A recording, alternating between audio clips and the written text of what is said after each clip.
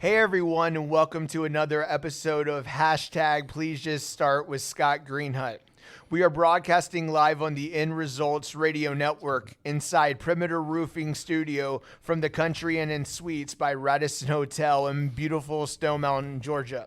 Today I'm going to talk about closure, but first I would be remiss if I didn't give a little background on myself for all my new listeners. So welcome. About Scott. Before the pandemic, I had started my journey as an inspirational speaker. Very long story short, I became the last person living in my immediate family by age 33. My mom passed away from cancer when I was 12 years old. My dad passed away in August 2017 after being on dialysis for 7 years, and my sister passed away from her 8-year battle with ocular melanoma on February 1st, 2019. Between my dad and sister passing away, I was fortunate I was able to lose 110 pounds on my own, eating healthier and exercising. I've worked up to 10 miles on my elliptical on a daily basis, and I haven't had any dessert, fast food, and/or fried food since February 2018. So today I'm going to share 2 personal stories about how I was able to have closure in my life, and I look forward to discussing this with my co-host, Ryan. Well, thank you, Scott. And so, February 2018, no dessert. So 19, 20, 21, 20. So 4.5 years? Yes. Wow. That is, do you miss it? No, not at all. But yeah, it's probably just one of those things once you get, just stay away from it. Don't want to go down that road again. Yeah, it's more mental, I realize, than anything. Yeah. Well, that's, I'm glad to be here today, and I know you have a big show kind of theme lined up for us. Yes, I just want to talk a little bit about closure. In life, there's no guarantees, and you're not guaranteed to have closure. And really, to control what you can control, you have to have closure within yourself more than anything. But if you can have closure with others for just, unfortunately, like ending relationships or at the end of life for someone, then it's definitely a positive to be able to. I don't like the word move on, but move forward, because life is always going to happen and you have to move forward. But I don't like moving on. Yeah. So. Well, moving on would be assume you, I guess, forgot the past. Right, exactly. Whereas moving forward is you got to continue to grind and absolutely make steps forward. Absolutely. So I guess the first one to talk about would be more with my dad. So a little background about it. As I said, my dad passed away in August of 17. It's about to be the 5-year anniversary of him passing away. But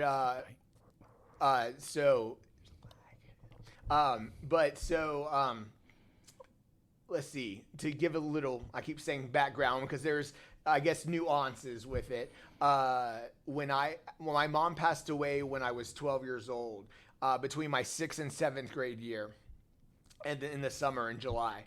And he wasn't always around at that point. It was kind of, it was an emotional time for everyone. And my mom kind of held the glue together for the family.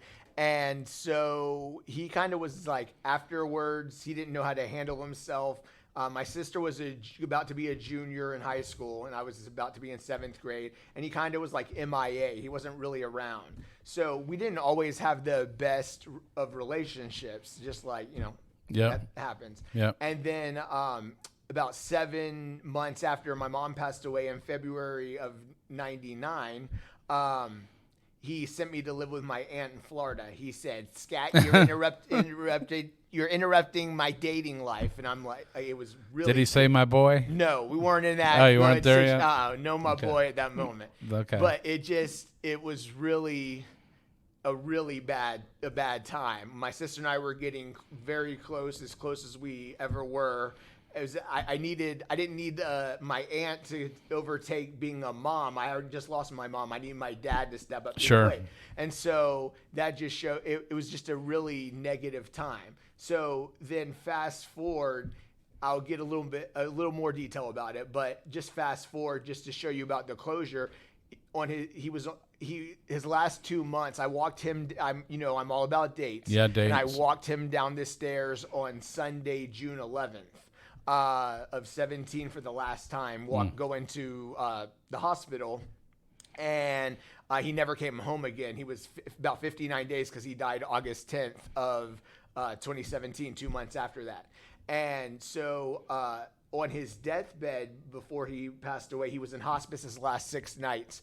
I remember it was a Sunday night before he died on Thursday the following week. He cried on his deathbed, thanking me for everything I did for him. Oh, wow. So, I don't want to act like everything was perfect with me and him just because he's not here, but to show where it was, because I'll tell you, I went to get up after he said, "You're interrupting my dating life," at that stage, when all I needed was my dad to step up, and he wouldn't, whatever. I went to go try to slug him, and a family friend got in between us. Like I was livid.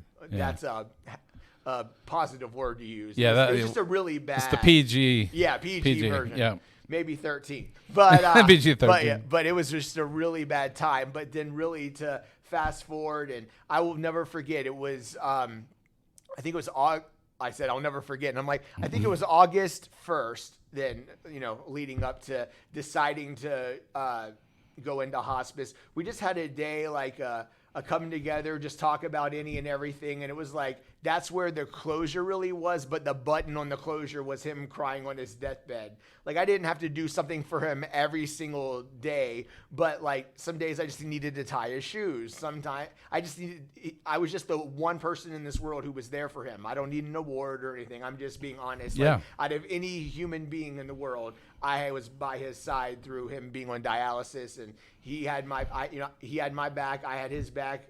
I was his crutch. He was my crutch. And, he had told one of his friends who helped me with a couple of things around the house after he had already passed away, that he's like, he was never going to lose the weight until after I died. They discussed that. And that like killed me, like that they knew I was never going to lose my 110 pounds until he passed away, because he begged me every single day sitting in that green chair, "When are you going to start losing weight, my boy? You're going to be just like me at 30. I was doing the same thing you were doing. You're going to be sitting in this dialysis chair 3 days a week, 4 hours at a time." He just saw it. He was a criminal defense attorney. And when I walked into his hospice room, the first night that he was in there, he was literally giving law advice in the bed he died in. So I just tell his mind was good, but you're fine. But if your body's not right, it doesn't matter about your mind, vice versa. So it just really gave you perspective, whatever. And so, like I said, he never came home again for those 59 days, numbers and days. Yep. So I was kind of not glad he never came home, but it kind of got me ready. Like, he was still alive. I got to go ask him questions or whatever, and just little things here and there where I was kind of prepared. And he stopped dialysis to die. I think you and I talked about this off air, but like he was mentally ready, but I don't think his body was yet until he didn't go to dialysis, and his body was then ready. Sure. But I think within 6 months he would have been gone on its own, and he's always done everything his way. So why wasn't he going to go out his way? His way.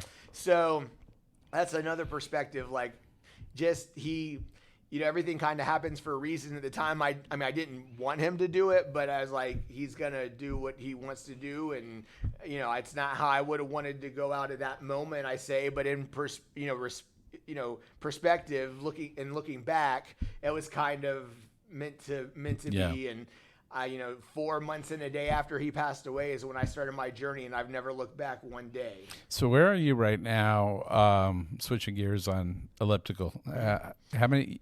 Just over 1,070 in a row. And you've only missed 23 since I started my journey on Monday, December 11th of 17. Well, I'm only about 987. Let's call it an even 11. No, it's amazing. Thank you. I've already done my 10 today.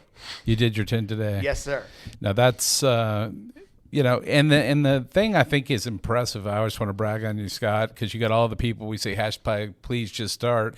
That's anything in life. And I often say, and I think I've said to you, if you want something bad enough, you'll find a way. If not, you'll find an excuse. And it's true. You know, if you really want to quit eating pizza or like I'm talking about the stuff that I do, then eat something different or whatever. Yeah. But I'm talking to the listeners. The only person holding them back is generally themselves. And it's just mainly in your mind. You tell yourself something long enough, you'll eventually remember it. Believe it, not remember it. Well, I'm going to tell our listeners to go back through the series of our shows. But, you know, you were one of the highlights is the quick trip, waiting for the price to change. Oh, yeah. 2:45, I'm sitting there waiting. I used to be the guy who would stand at Quick Trip next to the pastries when they went on sale to like 59 cents. I mean, I have to say this as a new listener. And then what's the other one about the Burger King drive-thru? Oh, yeah. They're like, oh, yeah. We knew that was you. And they could hear my car. And it was a lot of time it was getting it for Gordon, my dad. He was yelling at you about the mayo and... Yeah. No mayo, my boy. See, I remember. But if there's listeners, they've got to go back and check out every episode. Yes. I'm sorry, I digress. Oh, no, it's real. But the reason being is you have that story that built to please just starting what you're doing now. I mean, we have to laugh at those funny anecdotes. Oh, yeah, otherwise we'll just cry. That's right. Very true. I interrupted your show but I had to have some jokes. They made me laugh, and I got them right. I remember the anecdotes. You didn't interrupt. You added to it. Oh, thank you. You're welcome. It's my pleasure. No problem. So another thing, I was grateful that my sister was able to see my weight loss. And quick story, I kind of talked about this before in one of the episodes. You have to go back and listen to the whole thing. But long story short, she was my sister battled ocular melanoma for about 8 years and a week. She found out she was diagnosed when she was 29 in January of the last week in January of 2011, and she passed away February 1st of 19. Wow. And 37 years old. And we didn't know when it was going to happen, the exact date, but it kind of, with numbers, it kind of worked out exactly the unfortunate scientific way it always normally does.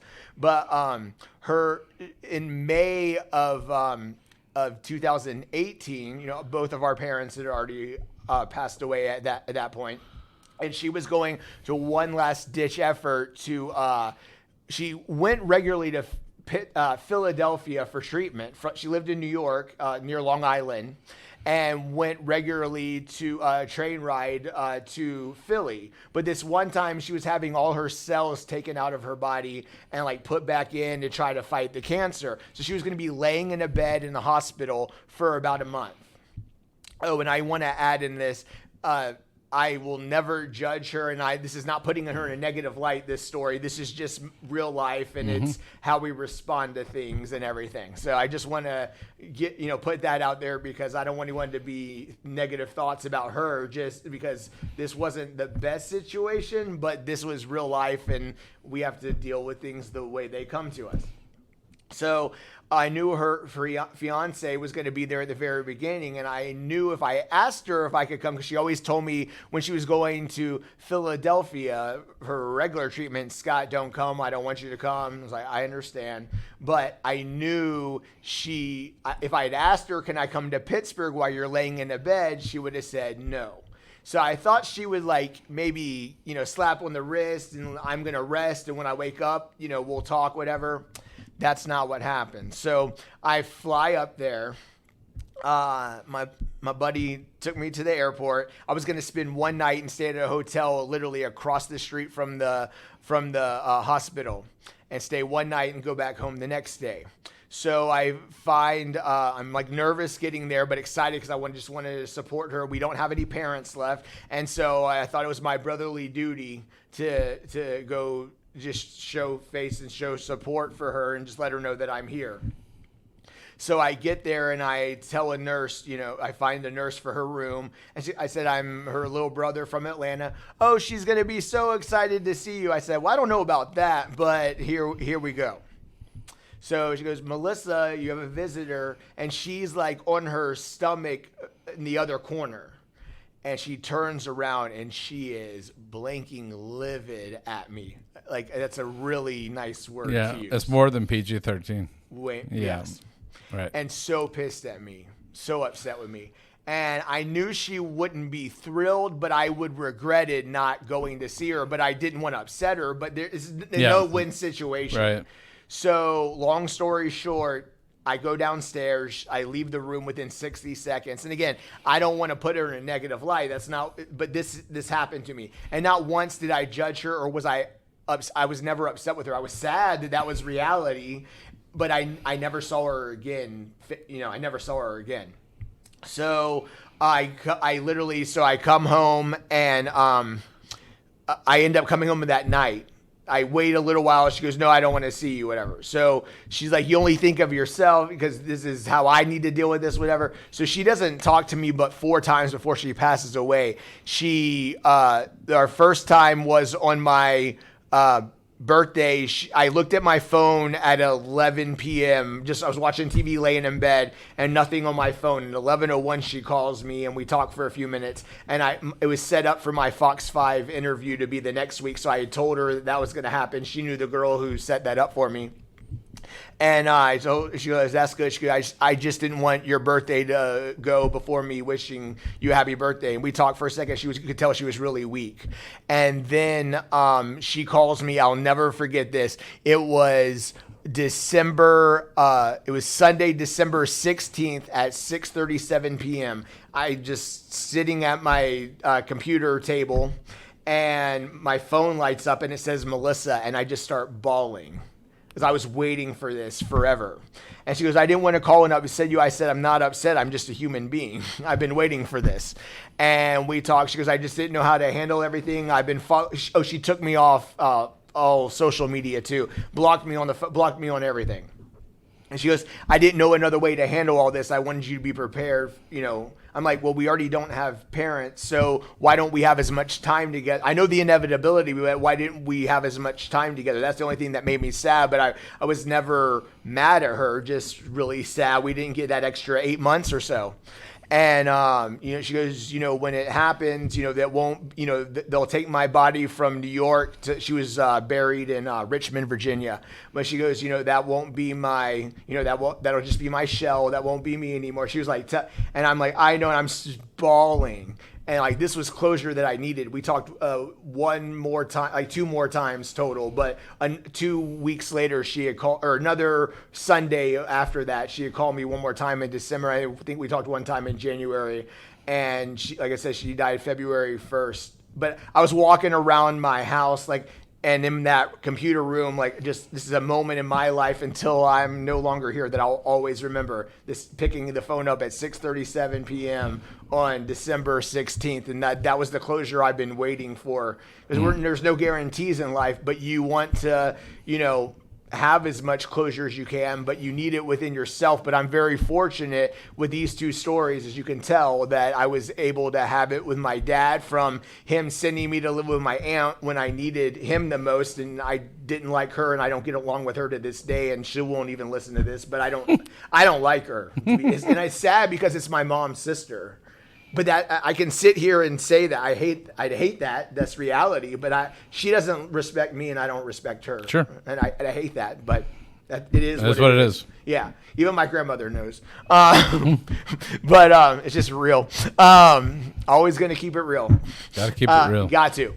So to go from that with my dad and him crying on his, that's what I want to get a point across, that he was always a tough guy. When he was at the hospital all the time, he was like, yo, don't mess with me, I'm a big teddy bear. That's what he said when they were trying to prick him at the hospital and everything.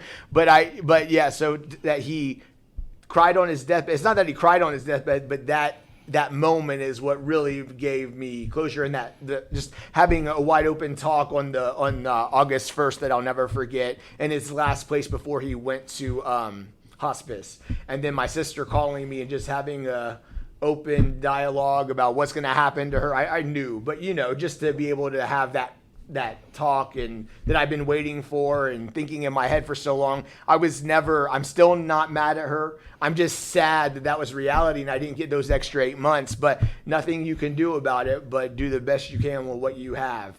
And so those are kind of like the two biggest things with having some closure. And you need to have it within yourself and be able to look in the mirror that no matter what you go through in life, you do the best you can with what you have. Yep, 100%. And so that's kind of how I want to end this episode. And, right now I'm going to, kind of close up this chapter of the first season here. You need a hiatus. You gotta, before the new releases come out. That's right. Get on to season 2. Absolutely. Right? Absolutely.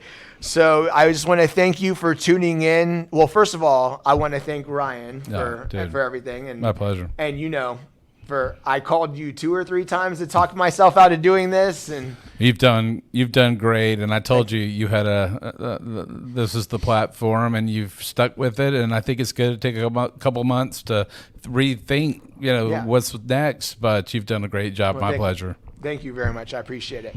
So thank you for tuning in to another episode of Hashtag Please Just Start on the End Results Radio Network inside Perimeter Roofing Studio from the Country and in Suites by Radisson in beautiful Stone Mountain, Georgia. Please stay tuned for upcoming shows or listen to past shows by visiting www.endresults.com with a Z and simply click on the current shows button to hear this and many other shows on the network 24/7 or anywhere you get your podcasts. Until next time, this is Scott Greenhut signing off. This has been another Hashtag Please Just Start. My hope is you'll live your life with no regrets and go after that thing you constantly think about, and Hashtag Please Just Start.